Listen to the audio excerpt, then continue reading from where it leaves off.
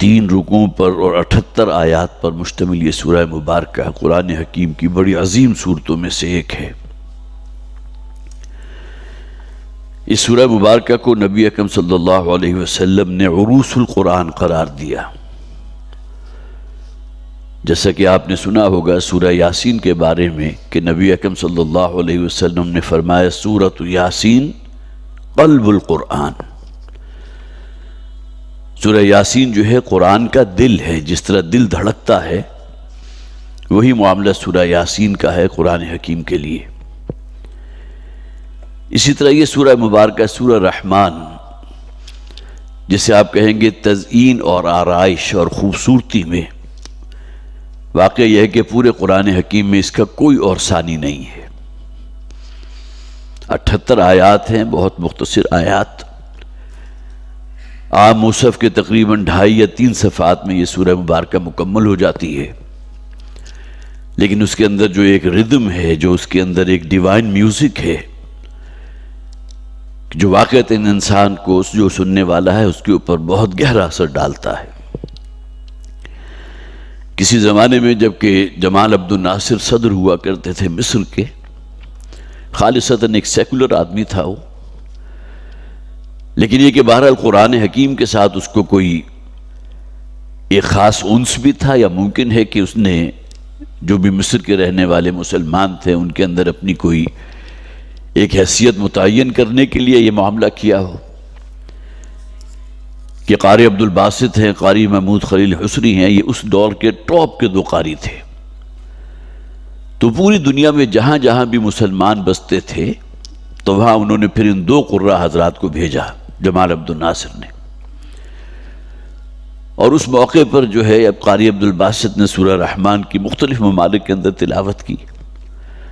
مجھے اپنا بچپن یاد ہے کہ جب بھی ظاہر ہے اور تو جو ہے کمیونیکیشن کے ذرائع نہیں ہوا کرتے تھے، اگر آپ کو بازار جانا ہو تو دکان کے اوپر کوئی ریڈیو لگا ہوا ہے اور ریڈیو پر جو ہے سورہ رحمان کی عبد الباسط صاحب کی آواز میں جو ہے تلاوت گونجتی تھی، اور بڑا اس کے اندر ایک حسن تھا، بڑی خوبصورتی تھی۔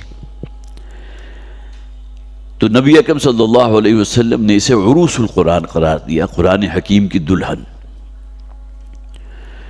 پھر یہ کہ مکی صورتوں کے ابتدائی دور میں، جو مکی صورتیں جس دور میں نازل ہوئی ہیں وہ ابتدائی دور ہے کہ جو اس کا زمانہ نزول ہے، اس لیے کہ بعض روایات ایسی ملتی ہیں، حضرت اسماء بنت ابی بکر رضی اللہ تعالی عنہا، ان کی ایک روایت موجود ہے مسند احمد میں، کہ جس میں انہوں نے بیان فرمایا ہے کہ ایک دن، ظاہر ہے کہ وہ اس وقت بالکل بچی تھی، نبی اکرم صلی اللہ علیہ وسلم پر یہ سورہ مبارکہ نازل ہو چکی تھی، تو ایک دن وہ بیت اللہ اور اس کا جو صحن تھا، حرم کا صحن، اس میں موجود تھی، تو انہوں نے اپنے کانوں سے نبی اکرم صلی اللہ علیہ وسلم کو یہ سورہ مبارکہ تلاوت کرتے ہوئے سنا۔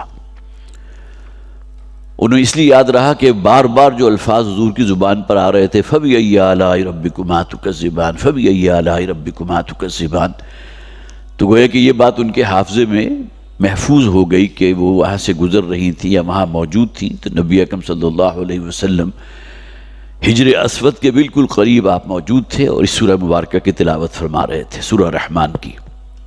اب یہ گویا کہ مکی دور کے تقریباً اوائل کا جو ہے یہ واقعہ ہے۔ پھر یہ کہ سورہ مبارکہ، دوسری بات یہ بھی نوٹ کیجئے کہ حضور پر یک بارگی نازل ہوئی ہے۔ بہت سی صورتیں ہیں جس میں آیات ایسی ہیں کہ جن کے درمیان زمانی اعتبار سے بڑا فصل موجود ہے۔ سب سے بڑی مثال جو ہے سورہ علق، اس کے بارے میں تقریباً اتفاق ہے کہ نبی اکرم صلی اللہ علیہ وسلم پر جو سب سے پہلی وحی نازل ہوئی تھی سورہ علق کی ابتدائی 5 آیات تھی، سب کو معلوم۔ بلکہ کسی بچے سے بھی اگر آپ سوال کریں گے، 6 7 8 9 سال کا بچہ، تو وہ بھی شاید آپ کو بتا دے کہ حضور پر کون سی آیات سب سے پہلے نازل ہوئی۔ اقرأ بسم ربک الذی خلق، خلق الانسان من علق، ابتدائی 5 آیات۔ لیکن اسی صورت میں وہ آیات بھی ہیں جو آپ سمجھ سکتے ہیں کہ کم سے کم بھی نبی اکرم صلی اللہ علیہ وسلم کو دعوت دیتے ہوئے 4 5 برس بیت چکے ہوں گے کہ جبکہ وہ آیات نازل ہوئیں، جس میں ابو جہل کا کردار جو ہے نکھر کر سامنے آ چکا ہے، شدید ترین اسے جسے آپ کا یہ دشمنی تھی محمد رسول اللہ صلی اللہ علیہ وسلم سے. اور آخری آیات میں ذکر موجود ہے، تقریباً سب کا اتفاق ہے کہ وہاں مراد جو ہے ابو جہل ہے. تو مختصر سی صورت ہے سورہ علق، لیکن یہ کہ اس میں بھی ابتدائی 5 آیات پہلی وہی ہیں، لیکن یہ کہ اس کے بعد جو آخری آیات ہیں وہ کہیں بہت بعد میں نازل ہوئی. پھر یہ سوال اگرچہ پیدا ہوتا ہے کہ پھر ان کی تدوین کیسے ہوئی. وہ نبی اکرم صلی اللہ علیہ وسلم کو جو آخری سال تھا آپ کی زندگی کا، 2 مرتبہ قرآن حکیم کا از اول تا آخر اسی ترتیب کے ساتھ جو ہمارے پاس موجود ہے حضرت جبرائیل علیہ السلام نے دورہ کرایا تھا. گویا کہ یہ حجت ہے اب امت کے لیے، اور اس میں ظاہر ہے ان آیات کو اسی طرح جو ہے وہ رکھ بھی دیا گیا، اس سے پہلے بھی یہ اہتمام کر لیا گیا تھا. تو یہ اخبار کی حضور پر نازل ہوئی ہے.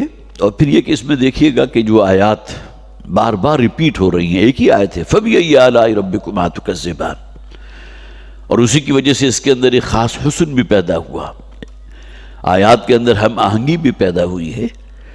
اور اسے اصل میں ترجیح کہتے ہیں. بار بار ایک آیت اگر لوٹ لوٹ کر آ رہی ہو ترجیح کہلاتی ہے. اس سے پہلے سورہ قمر ہم نے پڑھی تھی، اس میں 4 مرتبہ ایک آیت آئی وَلَقَدْ يَسَّرْنَا الْقُرْآنَ لِلذِّكْرِ فَهَلْ مِن مُدَّكِرٍ. ہم نے قرآن حکیم کو یاد دہانی اور نصیحت کے لیے بہت سہل اور آسان بنا دیا، تو ہے تم میں سے کوئی اس سے نصیحت حاصل کرنے والا.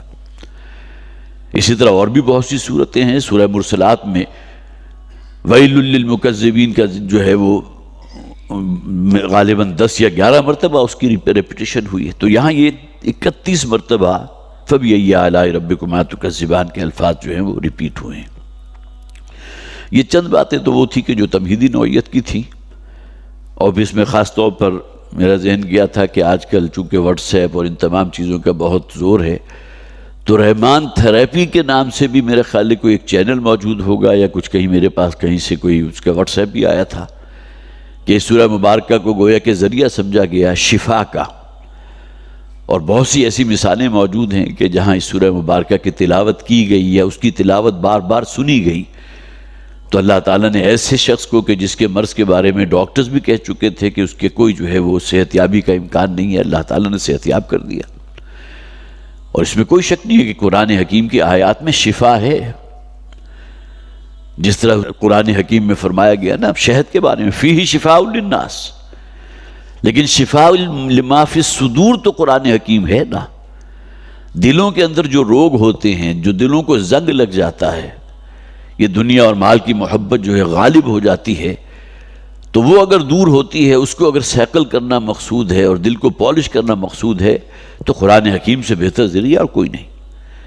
تو قرآن حکیم میں سورہ فاتحہ کو الشافیہ بھی کہا گیا. قرآن حکیم میں سورہ فاتحہ موجود ہے.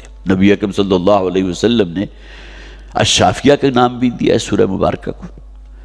اور بعض روایات ایسی بھی ہیں کہ حضور کے پاس کوئی شخص آیا ہے جس کو کوئی تکلیف تھی یا بیماری تھی، تو آپ نے سورہ فاتحہ پڑھ کر، جسے آپ کہیے کہ اپنا لعاب دہن اس کی جگہ پر لگا دیا ہے، یا یہ کہ کوئی اور حضور نے اس پر جو ہے وہ کوئی دم کر دیا، سورہ فاتحہ وہ اپنی جگہ ایک حقیقت ہے، الشافیہ ہے، شفا دینے والی صورت ہے.